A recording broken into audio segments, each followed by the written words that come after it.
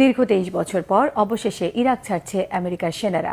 আর 30 সেপ্টেম্বরের মধ্যে ইরাকের মাটি ছেড়ে চলে যাচ্ছে মার্কিন বাহিনী। তবে পেছনে রেখে যাচ্ছে গেল 23 বছর ধরে চলা হত্যাযজ্ঞ, রক্তাক্ত সংঘাত আর ধ্বংসস্তূপে পরিণত হওয়া এক নগরীকে।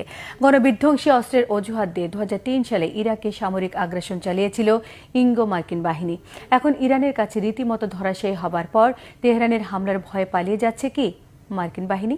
এটি কি মধ্যপ্রাচ্যে মার্কিন পরাশক্তির পতনের স্পষ্ট ইঙ্গিত দিচ্ছে? হাফিজুল ইসলামের ডেস্ক রিপোর্টে থাকছে বিস্তারিত। দীর্ঘ 23 বছর পর শূন্য হাতে ইরাকের মাটি ছাড়ছে মার্কিন বাহিনী। একসময় আমেরিকার তোয়াক্কাই করতেন না ইরাকি শাসক সাদ্দাম হোসেন। তাকে শায়েস্তা করতে 2003 সালে দেশটিতে আগ্রাসন চালায় যুক্তরাষ্ট্র। সামরিক অভিযানে সাদ্দামের পতন ঘটেছিল ঠিকই, কিন্তু রক্তক্ষয়ী যুদ্ধের মাসুল দিতে হয়েছে পুরো দেশকে।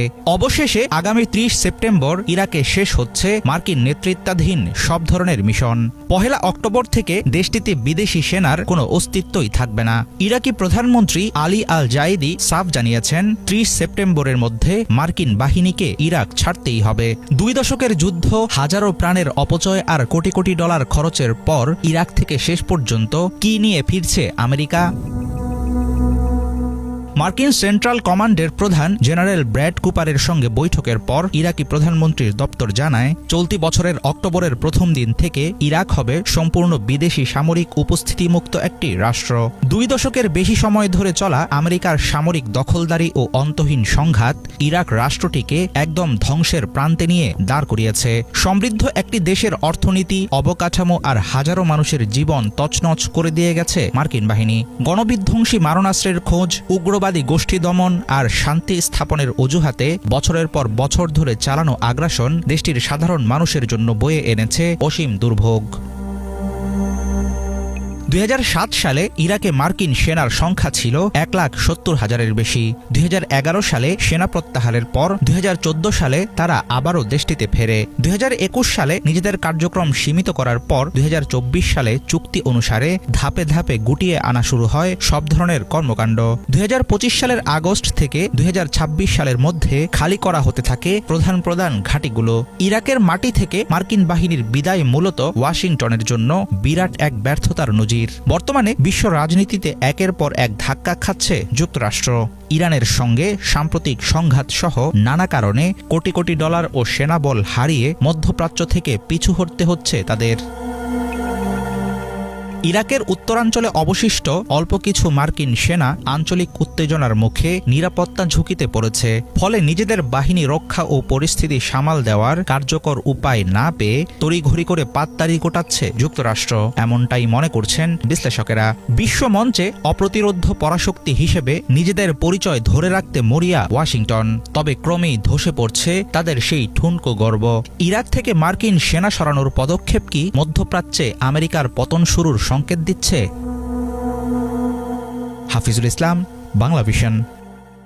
আরও প্রায় 2.5 বছর আমেরিকার বিরুদ্ধে যুদ্ধ চালিয়ে যাওয়ার কড়া হুঁশিয়ারি দিয়েছে ইরান। সাফ জানিয়ে দিয়েছে 2029 সালের 20 জানুয়ারি ট্রাম্পের মেয়াদ শেষ হওয়ার আগ পর্যন্ত যুদ্ধ চালাতে প্রস্তুত তেহরান। যুক্তরাষ্ট্র পারমাণবিক হামলা চালালে বিশ্বজুড়ে মার্কিন ঘাঁটি দখলে নেওয়ার হুমকিও দিয়েছে IRGC। এছাড়া ভুল গোয়েন্দা তথ্যের কারণে ইরানের সঙ্গে চলমান যুদ্ধ পরিস্থিতিতে আমেরিকা ভুল হিসাব নিকাশ করছে বলে কটাক্ষ করেছেন ইরানের পররাষ্ট্রমন্ত্রী আব্বাস আরাগাচি। বলেছেন, ভুলভাল গোয়েন্দা তথ্য ভুয়া খবরের চেয়েও ক্ষতিকর। বিস্তারিত জানাচ্ছেন মেহরাব হোসেন খান। প্রায় 2 সপ্তাহ ধরে অনেকটাই শান্ত ইরানের রাজধানী তেহরানের রাজপথ। নেই মার্কিন বাহিনীর হামলা আর ইরানের সশস্ত্র বাহিনীর পাল্টা হামলায় ছড়িয়ে পড়া অস্থিরতা আর আতঙ্ক।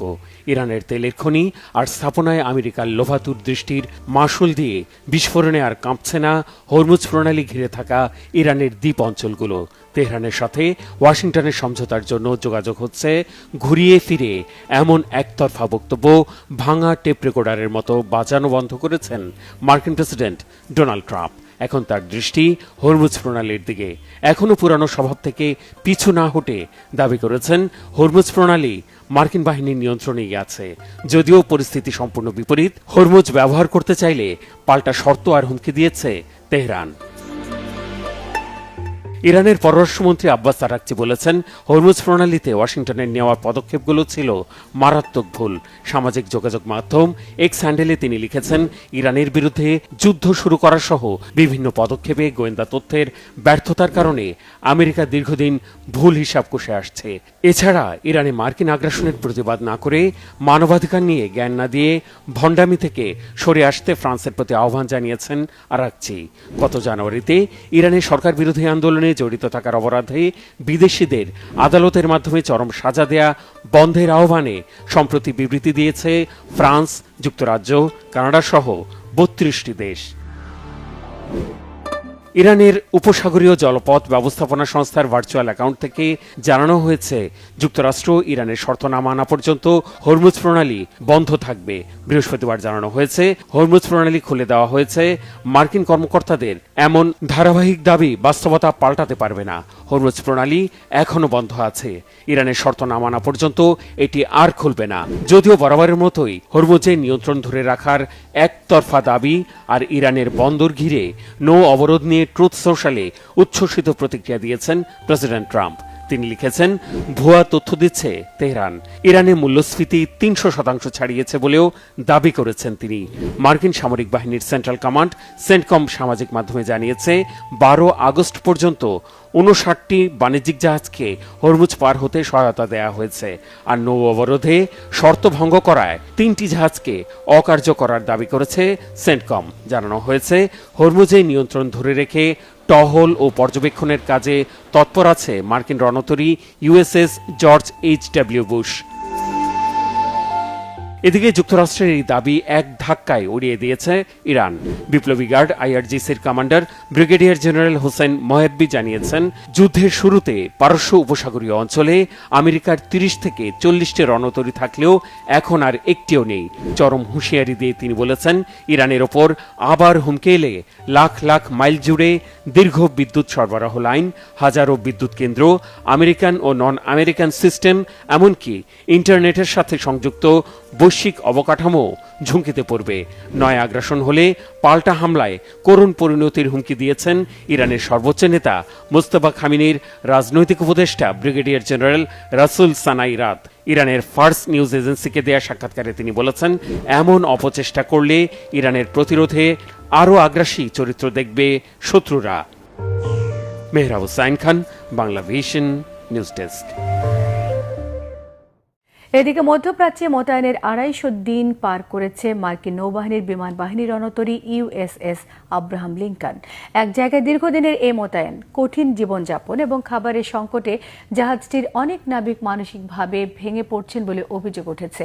হতাশা এবং নিম্ন মনোবলের কারণে কয়েকজন নাবিক জাহাজ থেকে সাগরে ঝাঁপ দেওয়ার চেষ্টা করেছেন বলে বিভিন্ন সংবাদ মাধ্যমকে জানিয়েছেন তাদের পরিবারের সদস্যরা। বিস্তারিত মীর ফজলে রাব্বির ডেস্ক রিপোর্টে। প্রতিপক্ষের ক্ষেপণাস্ত্র কিংবা ড্রোন হামলা নয়, এবার মার্কিন নৌবাহিনীকে পরাস্ত করছে অবরুদ্ধ সময়ের ভয়াল মানসিক চাপ। টানা ৯ মাস ধরে মধ্যপ্রাচ্যের সাগরে ভাসতে থাকা বিমানবাহী রণতরী USS আব্রাহাম লিঙ্কনের ওপর নেমে এসেছে এক বিষাদময় মনস্তাত্ত্বিক দুর্যোগ। রণক্ষেত্রের চেয়েও নাবিকদের ভেতরের মানসিক লড়াই এখন বহুগুণ বেশি মারাত্মক রূপ নিয়েছে। পরিস্থিতি এতটাই আশঙ্কাজনক যে চরম হতাশা ও ভেঙে পড়া মনোবল সামলাতে না পেরে জাহাজ থেকেই সাগরে ঝাঁপ দিয়ে আত্মহত্যার চেষ্টা করছেন নাবিকরা। ১৩ আগস্ট দুটি শীর্ষস্থানীয় বিশেষায়িত সামরিক পত্রিকা নেভি টাইমস এবং স্টার্স অ্যান্ড স্ট্রাইপসের বরাতে এ তথ্য জানিয়েছে সংবাদ মাধ্যম দ্য গার্ডিয়ান, যেখানে বলা হয় রণতরীটিতে থাকা প্রায় ৫,০০০ নাবিক ও মেরিন সেনা টানা ২৫০ দিন ধরে সাগরে ভাসছেন। আধুনিক ইতিহাসে কোনো বিমানবাহী রণতরীর জন্য এটি একটি রেকর্ড। দীর্ঘ সময় বন্দরে নোঙর না করায় জাহাজটিতে চরম খাদ্য সংকট দেখা দিয়েছে। স্বজনদের সঙ্গে ফোনে কথা বলার সময় নাবিকেরা জানান, কখনো কখনো দিনে তাদের কেবল আধা কাপ ভাত ও ২টি রুটি খেয়ে থাকতে হচ্ছে। সাবান ও টুথপেস্টের মতো মৌলিক জিনিসপত্রের মজুদ শেষ হয়ে গেছে। সপ্তাহের পর সপ্তাহ ধরে বন্ধ রয়েছে কাপড় ধোয়ার ব্যবস্থা। ভাঙা টয়লেটগুলো ছত্রাক ও শ্যাওলায় ভরে গিয়ে তৈরি করেছে এক চরম অস্বাস্থ্যকর পরিবেশ।